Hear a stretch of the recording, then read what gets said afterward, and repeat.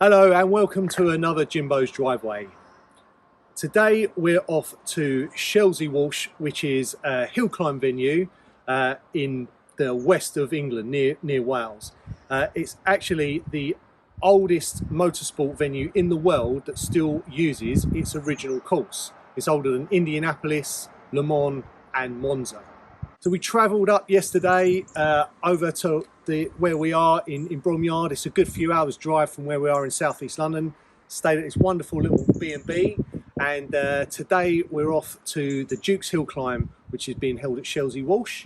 We were actually supposed to be taking part in the XJS. It's been planned for months, but for whatever reason, which I won't go into now, we're not here with the XJS today. What I do promise you is that I will do a full update on the XJS and what's happening with that as soon as I can. But for this weekend we've got the Old Faithful, the Saab 93, and we're going to focus on some of the other cars at the event. There's going to be lots of interesting stuff there. So let's get on down there and see what's going on today.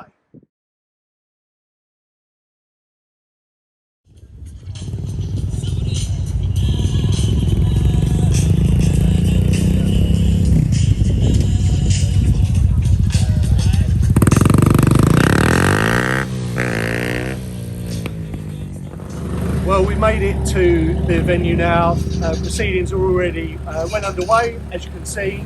Had a very quick walk around the paddock, and there's loads of interesting and a real diverse mix of cars here, right from a Rolls Royce Silver Cloud, by the looks of it, it's going to go up to hill, right down to some single-seater motorsport specials.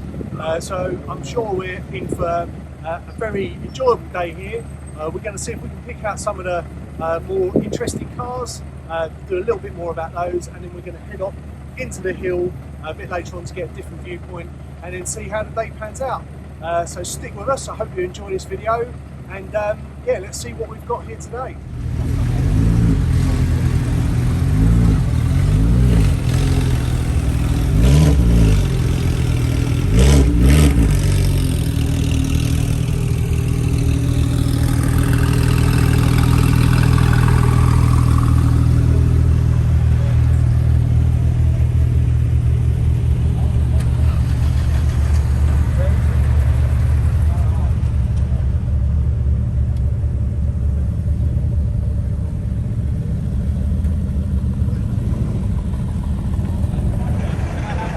Well, it's good to see we've got someone here keeping the XJS dream alive. I haven't got mine here today, but this is a very good turnout. 6-litre TWR XJS. It'd be interesting to see this going up the hill, and I hope it does really well here today.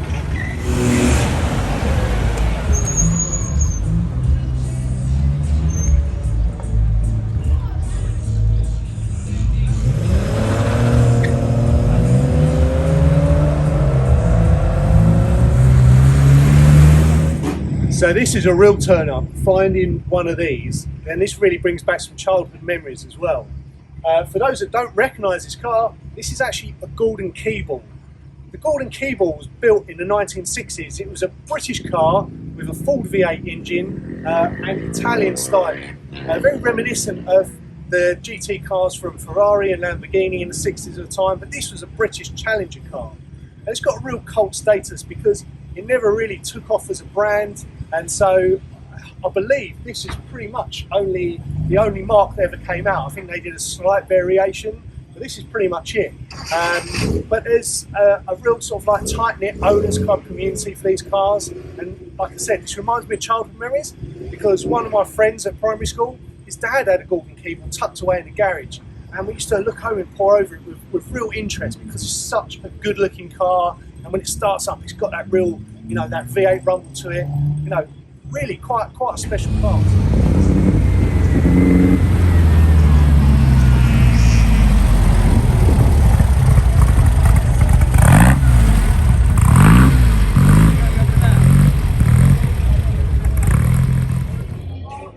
Anyone that knows me knows I do have a soft spot for a Ferrari, and there are only just a couple of Ferraris here today. So interestingly, we've stumbled across this gorgeous little 308 Quattro valve. This is, I believe, a fiberglass car, which is one of the more sort of like rarer, earlier desirable 308s. It's a quattro valve, which is the more desirable engine, and I mean, it really wears. It's got definitely got some miles on it. It's been a really enjoyed car, as you can tell, just by looking around the car. It's not in mint condition by any stretch of the imagination, but it's nice to see something like this that is often, you know, cosseted away, being out and being used. So I'm hoping we can see this going up the hill, and I can get a closer look at it on the move as well. But lovely little find, this real gem of the day, I reckon.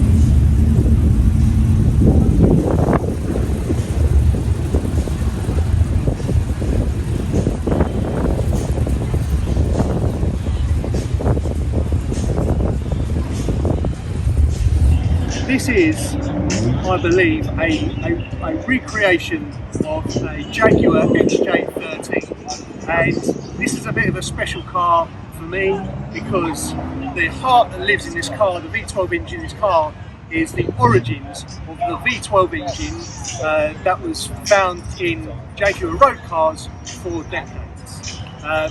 It's a little bit of history on the XJ13. It was a project that was designed so for a car Jaguar wanted to build a car to compete in Le Mans. So the V12 engine was designed and engineered, and this car was built to go racing at Le Mans. But due to, I think, a change in regulations, I think it meant that they couldn't run the car, and so the project got canned. But then Jaguar found themselves with this race V12 engine. They'd obviously put a lot of R&D money into it, and they wanted to find a use for it. So they developed it a bit further, they tamed it down a little bit, and then it found its debut in the E-Type in the 1970s. It then went on to find itself in the XJS, as well as some of the other XJ cars later on. So whether you're looking at the 5.3 to 6 litre V12 Jaguar engine that we know and love, its origins are here in this old Le Mans race car. And what a lovely sight it is to see. I'm not sure whether this is going up the hill or not today, but in any case, just lovely to see.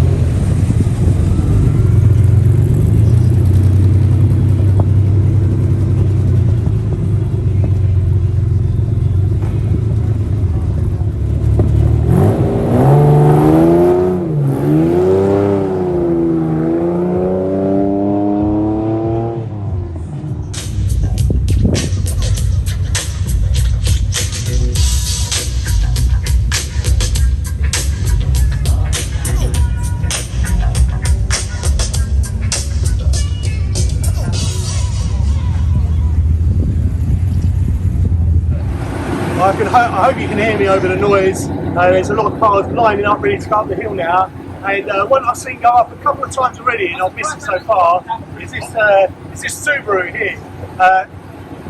It's a bit of a funny car here because it's not associated like with a lot of the other lovely classics you've got here, but it absolutely holds its own. The driver of this really knows how to put it down and send it up the hill, so let's go and see if we can catch it launching off the line.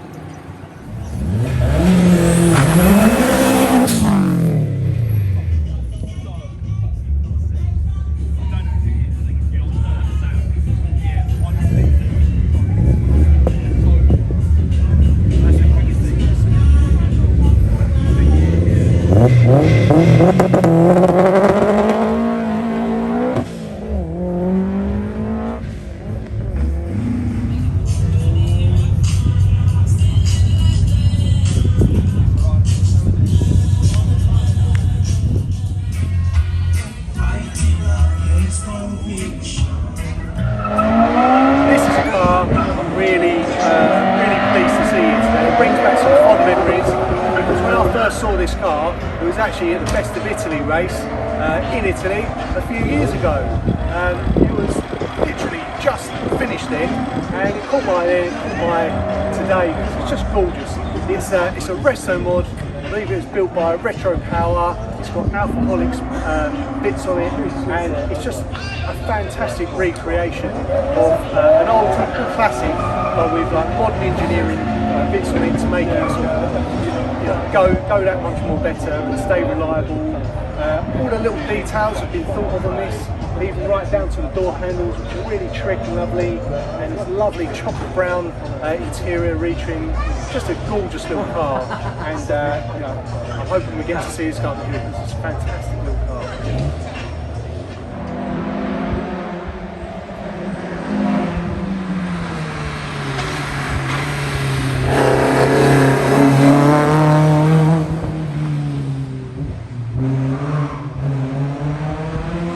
To watch some of the cars coming past roughly the midway point on the hill climb. I'm going to keep an eye out for some of the cars we looked at earlier so we can see them hopefully coming past, and then we're going to head up and get a bit more footage on the main bend, which is just up there, and another short hike once I've got my breath back.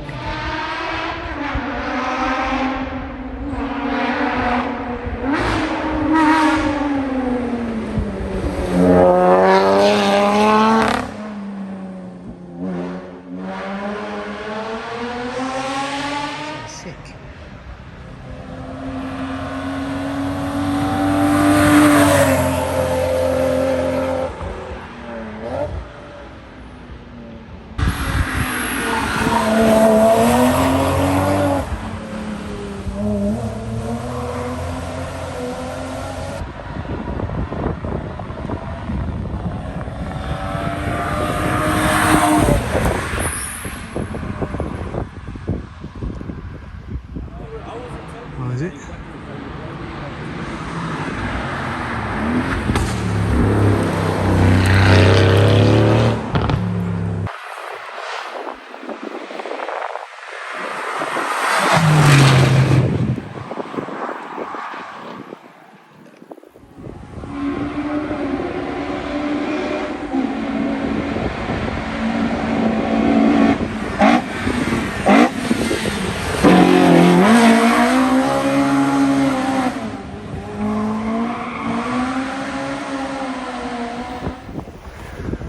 Right, final part of the hill climb. We're on the home straight, literally. There it is. There's the finish. And just for the sake of it, we're making this pilgrimage to the top, even though we're slightly worried it might be the end of the event and we might just be stranded up here and wasting our times. But never let that stop us. We'll go to the top and hopefully we'll catch some of the cars coming at the finish line. And when we can get this video finished up,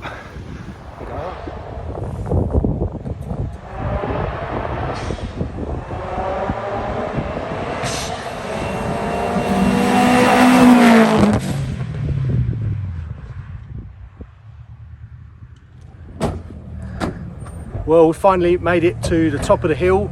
It's nearly the end of the day here anyway. The cars are just getting ready to go back down to the start. But what a brilliant day it's been. I've got some exercise, I've seen some brilliant cars, and I've learned a little bit more about hill climbs.